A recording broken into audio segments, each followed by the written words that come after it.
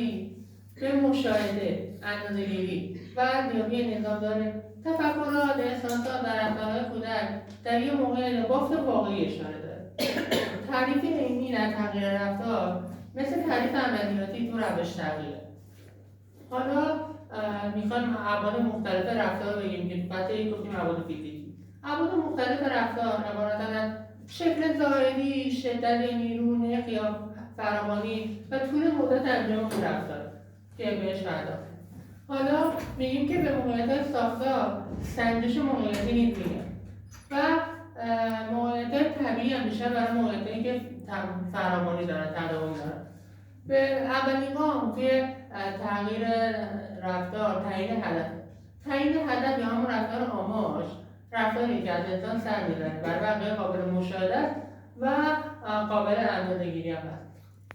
خب این هم فصل 2